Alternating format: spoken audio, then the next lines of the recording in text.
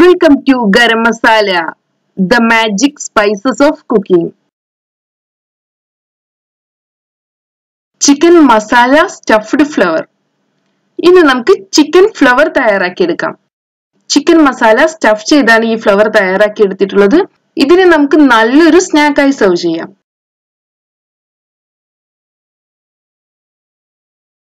ഇതിനുവേണ്ടി ഞാൻ 1/2 കിലോ മൈദയാണ് എടുത്തിട്ടുള്ളത്. ഇതിലോട്ട് നമുക്ക് ആവശ്യാനുസരണം ഉപ്പ് ചേർക്കാം. നമുക്കിതിനെ നന്നായി മിക്സ് ചെയ്തെടുക്കണം. മൈദയ്ക്ക് പകരമായി ഗോതമ്പ് പൊടിയും ഉപയോഗിക്കാം. ഇതിലോട്ട് നമുക്ക് ആവശ്യാനുസരണം വെള്ളം ഒഴിച്ച് നമുക്കിതിനെ കുഴച്ചെടുക്കാം. നല്ല സ്മൂത്ത് ആയ ഒരു ഡോ ആക്കി മാറ്റണം ഇതിനെ.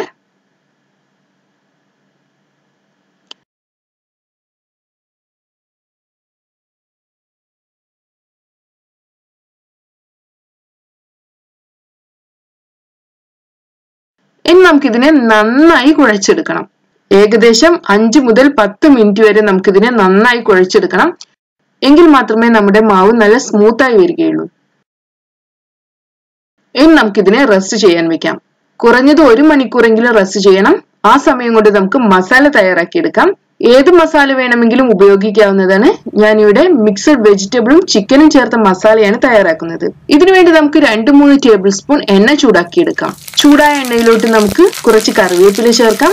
ഇനി നമുക്ക് ഇതിലോട്ട് 3 ടേബിൾ സ്പൂൺ വീതം ഇഞ്ചി, വെളുത്തുള്ളി ഇവ ചോപ്പ് ചെയ്തെടുത്തത്, 4 പച്ചമുളക് ചോപ്പ് ചെയ്തത് ഇവ ചേർക്കാം.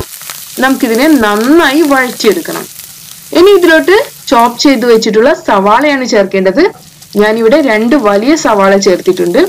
ഇതിലോട്ട് ആവശ്യത്തിന് ഉപ്പ് കൂടെ ചേർക്കാം. നമുക്കിതിനെ നന്നായി ഒന്ന് വഴറ്റിയെടുക്കണം. ഈ സവാള നല്ല സോഫ്റ്റ് ആയി വരണം.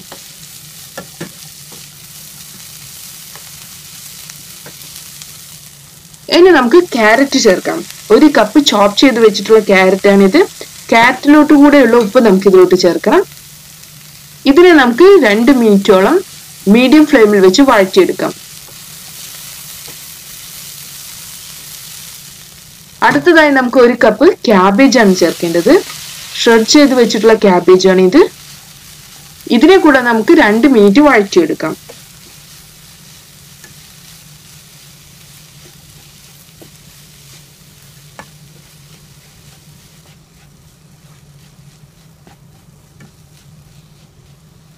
ഇനി നമുക്ക് ചോപ്പ് ചെയ്തതിന് ശേഷം വേവിച്ച് വെച്ചിട്ടുള്ള 1 cup potato, 1/4 cup green peas ഇവ കൂടെ ചേർക്കണം.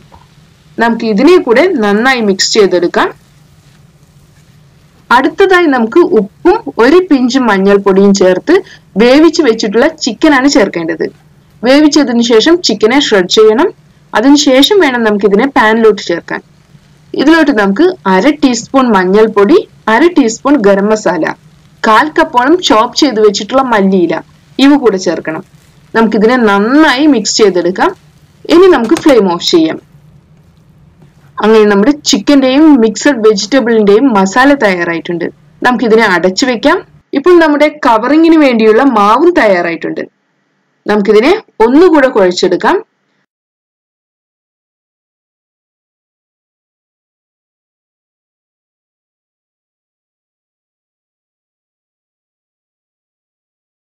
നമ്മുടെ മാവ് നല്ല സോഫ്റ്റ് ആയി വന്നിട്ടുണ്ട്. ഇനി ഇതിൽ നിന്ന് നമുക്ക് മീഡിയം സൈസുള്ള ഒരു ബോൾ ഉണ്ടാക്കാം.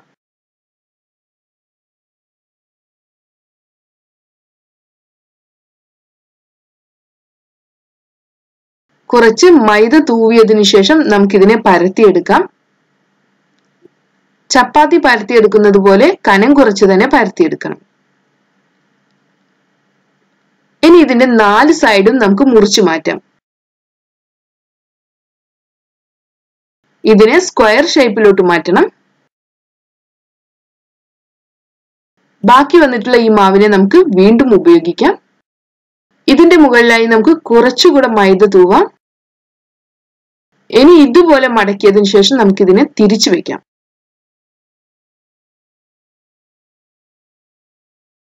ഇനി നമുക്ക് ഫില്ലിംഗ് വെക്കാം. 1-2 ടേബിൾ സ്പൂൺ ഫില്ലിംഗ് വെച്ച് കൊടുക്കാം. ഇവിടെ ഞാൻ ഉപയോഗിച്ചിട്ടുള്ള ചിക്കൻ ആൻഡ് മിക്സഡ് വെജിറ്റബിൾ മസാലയ്ക്ക് പകരമായി നമുക്ക് ചിക്കൻ മസാലയോ പൊട്ടാറ്റോ മസാലയോ എല്ലാം ഉപയോഗിക്കാം. ഇതിനെ ഇതുപോലെ വീണ്ടും മടക്കിയെടുക്കണം. ഇനി ഈ എഡ്ജ് എല്ലാം നന്നായി പ്രസ് ചെയ്ത് കൊടുക്കാം. ഫ്രൈ ചെയ്യുന്ന സമയത്ത് ഫില്ലിംഗ് ഒന്നും പുറത്തോട്ട് വരരുത്. നന്നായി തന്നെ പ്രസ് ചെയ്യണം. ഇനി നമുക്കിതിനെ തിരിച്ചിടാം. ഇനി ഇതിന്റെ പെറ്റൽസ് എല്ലാം നമുക്ക് നിവർത്താം. അങ്ങനെ നമ്മുടെ ചിക്കൻ ഫിൽ ചെയ്തിട്ടുള്ള ഫ്ലവർ തയ്യാറായിട്ടുണ്ട്. ഇതുപോലെ ബാക്കിയുള്ള ഫ്ലവറുകൾ കൂടെ തയ്യാറാക്കിയെടുക്കണം. ഇതിനെ നമുക്കിനി ഫ്രൈ ചെയ്തെടുക്കാം. ഇതിനു വേണ്ടി നമുക്ക് എണ്ണ ചൂടാക്കിയെടുക്കാം. ചൂടായ എണ്ണയിലോട്ട് നമുക്ക് ഫ്ലവറിനെ മാറ്റാം. ഇതിനെ നമുക്ക് മീഡിയം ഫ്ലെയിമിൽ വെച്ച് ഫ്രൈ ചെയ്യണം. ഒരു സൈഡ് ഒന്ന് ഫ്രൈ ആയി വരുമ്പോൾ നമുക്ക് ഇതിനെ തിരിച്ചിടാം. ഇതിനെ നമുക്ക് സോഫ്റ്റ് ആയി ഫ്രൈ ചെയ്തെടുക്കുകയോ അല്ലെങ്കിൽ ക്രിസ്പി ആക്കി മാറ്റുകയോ ചെയ്യാം.